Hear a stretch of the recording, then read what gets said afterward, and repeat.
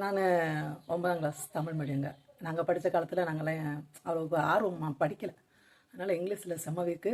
அப்போ வந்து தெரியாத வார்த்தைகள், அப்போ நம்ம பாடத்தில் என்ன படித்தோமோ அதுதான், அதை தாண்டி எதுக்குமே நமக்கு வழி இல்லை. இப்போ நம்ம ஃபோன்லாம் பயன்படுத்துறதுனால எக்கச்சக்கமான ஆங்கில வார்த்தைகள் நம்மளை கிராஸ் பண்ணி போகுது. அதில் எனக்கு ரொம்ப பிடிச்ச வார்த்தைன்னு சொல்ல முடியாது. ஒரு மலைச்சு நான் பார்த்துட்டு இருக்கிற வார்த்தை வந்து ஹிப்போக்ரஸி.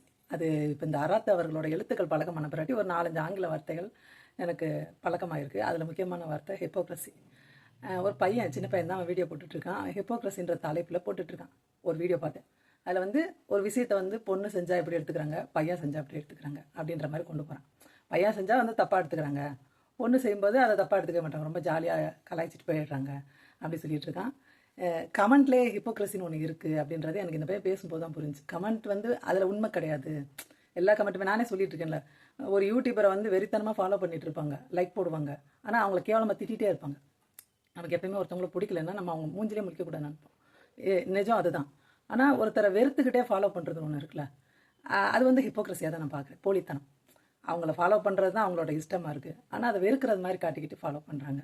இப்போ அந்த கமெண்ட்டில் என்ன பொய்த்தனம் இருக்குது அப்படின்னு 10ஆம் வகுப்பு படிக்கும் மாணவர்கிட்ட காட்டிய 28 வயது பெண் அந்த பொண்ணு அரெஸ்ட் பண்ணிட்டாங்களா? ஓகே, ஃபார் நியூஸ் அவங்க தப்பு பண்ணிருக்காங்க, அவங்களுக்கு கிடைக்க வேண்டிய தண்டனை கிடைச்சிச்சு. ஓகே, அட பாவமே, நாளா சும்மா தான் இருக்கேன், எனக்கு ஒன்றும் பார்க்கல. நான் படிக்கும் போது இப்படி ஒரு டீச்சர் இல்லையே, எல்லாம் நாங்களும் ஊருக்குள்ள தாண்டா இருந்துட்டு இருக்கோம், எங்களுக்கு இப்படி ஒன்றும் நடக்க மாட்டேங்குது. ஃபுல் அண்ட் பியூர் ஒரு கிட்டத்தட்ட 75 கமெண்ட்ஸ் இருக்கு. 75 கமெண்ட்ஸுமே இப்படி தான் இருக்கு. இப்படி மட்டும் தான் இருக்கு. திருப்பி அதே டாபிக் வரேன். இதே ஒரு பையன் ஒரு அங்க என்ன நடந்திருக்கும் அந்த நேரத்துக்கு அது எங்கேயோ போயிருக்கும், யாருமே அப்படி சொல்ல மாட்டாங்க. இந்த மாதிரி நான் இடத்துல இல்லையே, எனக்கு ஏன் நடக்கல அப்படின்ற மாதிரி. இது எவ்வளவு கேவலமான விஷயம் தெரியுமா? இது சொல்றேன். நம்ம நாட்டில் வந்து பாலியல் பலாத்காரம் நடக்கும்போது அந்த இடத்துல நம்ம இல்லையன்ற அந்த மனநிலை தான் அவங்ககிட்ட இருக்கும். அவன் என்னெல்லாம் பண்ணியிருப்பான் அந்த பொண்ணை அப்படின்ற அந்த மனநிலை இருக்கும். ஆனால் அதை அப்படியே வந்து அப்ளை பண்ண முடியாது.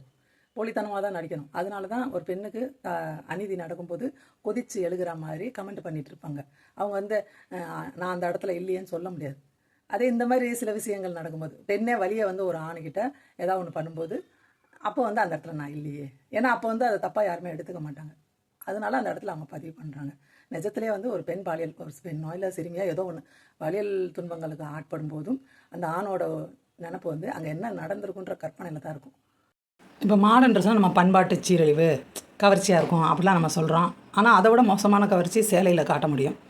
நம்ம சினிமா நடிகைகள்லாம் கொஞ்ச நாள் சேலையிலே சுற்றிட்டு இருந்தாங்க, கண்ணெல்லாம் கெட்டு போச்சு எனக்கு. நான் கூட புலம்பிகிட்டு இருந்தேன். இதுதான் ஹிப்போக்ரஸி. எதுக்காக அந்த உடையை நம்ம வேணாம்னு சொல்கிறோம் அப்படின்ற அந்த அடிப்படையான சிந்தனை இருக்குது பார்த்தீங்களா, அதுவே தப்பாக இருக்குது. அதான் ஹிப்போக்ரஸி.